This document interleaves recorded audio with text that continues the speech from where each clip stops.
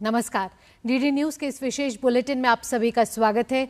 मैं हूं आपके साथ भावना नैयर और मेरे साथ है मेरी सहयोगी मनीषा, जो आप तक सांकेतिक भाषा में खबरें प्रस्तुत करेंगी। शुरुआत करते हैं सुबह की सुर्खियों के साथ। दिल्ली में आज से शुरू हो रहे रायसीना डायलॉग का उद्घाटन करेंगे प्रधानमंत्री नरेंद्र मोदी। मुख्य अतिथि के रूप में शामिल होंगे न्यूजीलैंड के प्रधानमंत्री। डायलॉग का विषय है कालचक्र, पीपल, पीस एंड प्लैनेट।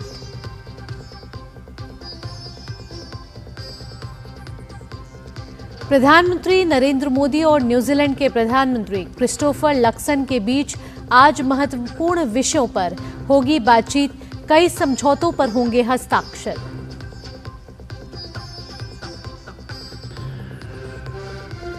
संसद के बजट सत्र के दौरान आज राज्यसभा में मणिपुर बजट पर और लोकसभा में रेलवे से जुड़े अनुदान मांगों पर होगी चर्चा।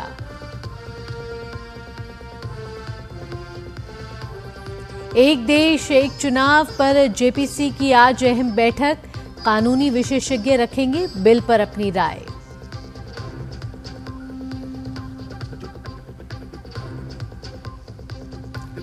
और झारसुगुड़ा, संबलपुर और कालाहांडी समेत ओडिशा के कई हिस्सों में अगले 2 दिन लू का रेड अलर्ट। झारखंड, बंगाल, तेलंगाना, विदर्भ और छत्तीसगढ़ में भी भीषण गर्मी।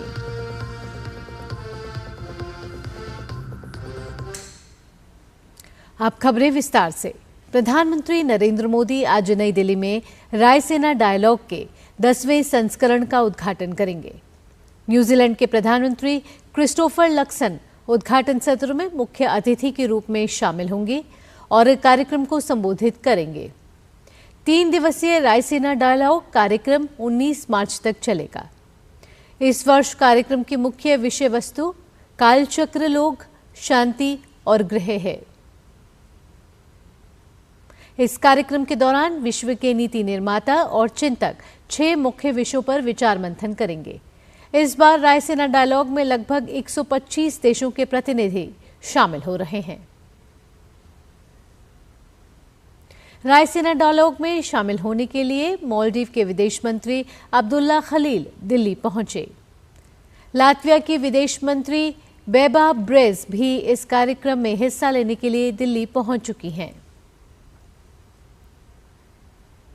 एंटीगुआ और बारबुडा के विदेश मंत्री ईपी चेत ग्रीन भी दिल्ली पहुंचे। रायसीना डायलॉग में शामिल होने के लिए फिलीपींस के विदेश मामलों के सचिव एनरिक ए मनालो नई दिल्ली पहुंच गए हैं।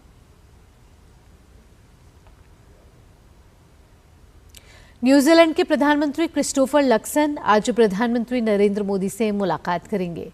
द्विपक्षीय व्यापार और आर्थिक संबंधों को मजबूत करने पर उनका फोकस होगा। न्यूजीलैंड के प्रधानमंत्री राष्ट्रपति द्रौपदी मुर्मू से भी मुलाकात करेंगे। क्रिस्टोफर लक्सन 16 से 20 मार्च तक भारत की आधिकारिक यात्रा पर हैं। पदभार ग्रहण करने के बाद यह लक्सन की पहली भारत यात्रा है। उनके साथ एक उच्च स्तरीय प्रतिनिधिमंडल भी भारत आया है। विदेश मंत्रालय के मुताबिक प्रधानमंत्री लक्सन की यह यात्रा भारत और न्यूजीलैंड के बीच दीर्घकालिक और स्थायी संबंधों को रेखांकित करती है। विदेश मंत्री डॉक्टर एस जयशंकर ने कल न्यूजीलैंड के प्रधानमंत्री क्रिस्टोफर लक्सन से मुलाकात की। प्रधानमंत्री लक्सन रायसीना डायलॉग में मुख्य अतिथि के रूप में हिस्सा लेने के लिए भारत आए हैं। इस दौरान मुक्त व्यापार समझौते पर आगे बढ़ने को लेकर चर्चा होगी। इसके अलावा अन्य द्विपक्षीय मुद्दों और वैश्विक घटनाक्रम पर भी दोनों देश चर्चा करेंगे। प्रधानमंत्री का पदभार संभालने के बाद न्यूजीलैंड के प्रधानमंत्री की यह पहली भारत यात्रा है।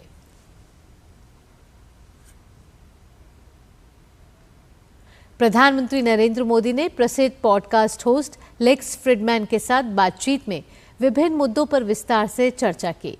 पीएम ने भारत की विकास गाथा से लेकर विदेश नीति और अंतर्राष्ट्रीय मुद्दों तक सभी सवालों के जवाब दिए। पाकिस्तान के साथ रिश्तों से जुड़े सवाल का जवाब देते हुए पीएम ने कहा कि भारत ने हमेशा सकारात्मक पहल की है, लेकिन जवाब नकारात्मक मिला है।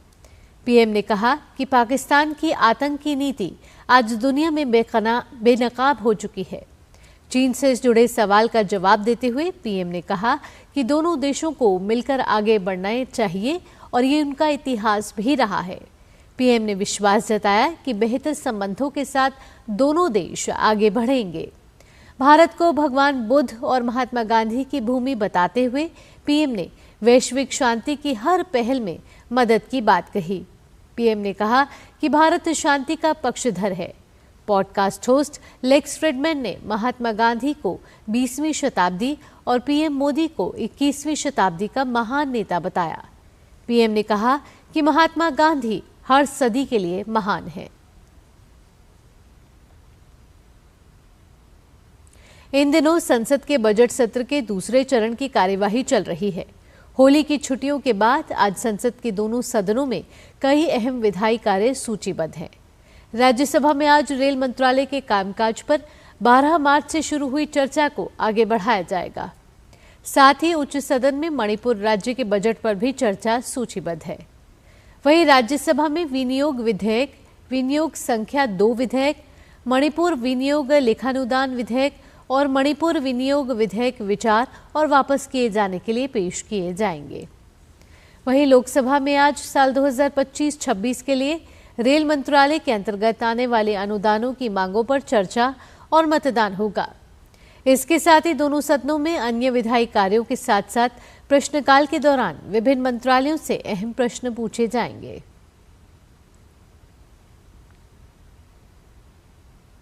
एक देश एक चुनाव पर गठित संयुक्त संसदीय समिति की आज नई दिल्ली में एक अहम बैठक होनी है। बैठक में कानूनी और संवैधानिक विशेषज्ञ बिल पर अपनी राय रखेंगे।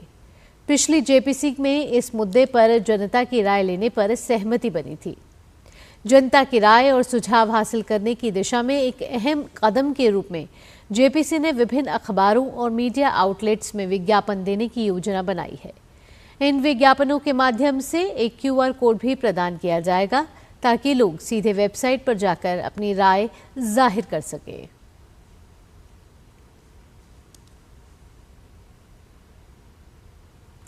उत्तराखंड के कैबिनेट मंत्री प्रेमचंद अग्रवाल ने अपने पद से इस्तीफा दे दिया है। प्रेमचंद अग्रवाल ने मुख्यमंत्री आवास पर मुख्यमंत्री पुष्कर सिंह धामी से भेंट कर मंत्री पद से अपना इस्तीफा दिया। बजट सत्र के दौरान सदन में पहाड़ी समुदाय के लोगों के खिलाफ अमर्यादित टिप्पणी देने के बाद से लगातार उनके इस्तीफे की मांग हो रही थी।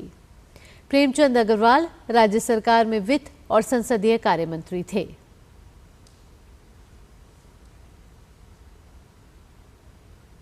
मौसम विभाग ने झारखंड, पश्चिम बंगाल में गंगा के मैदानी इलाकों, विदर्भ और उत्तरी तेलंगाना में कल गर्म हवाएं चलने का अनुमान व्यक्त किया है। ओडिशा के कई जिलों में आज तापमान में काफी तेजी से बढ़ने की संभावना है। मौसम विभाग ने झारसुगुड़ा, संबलपुर और कालाहांडी जिलों के कुछ स्थानों पर लू चलने की आशंका जताते हुए आज के लिए रेड अलर्ट जारी किया है।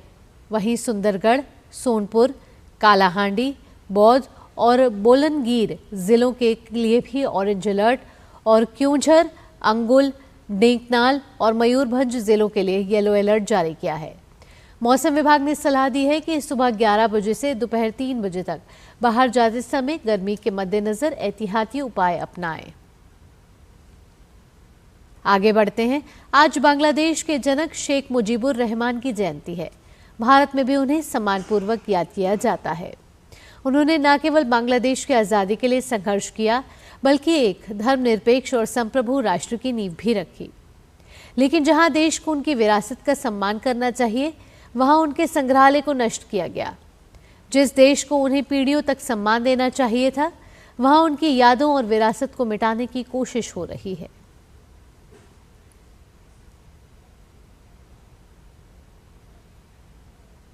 इसी के साथ इस विशेष बुलेटिन में इतना ही। मुझे और मेरी सहयोगी मनीषा के साथ टीम को दीजिए अनुमति। खबरों का सिलसिला यूं ही जारी रहेगा।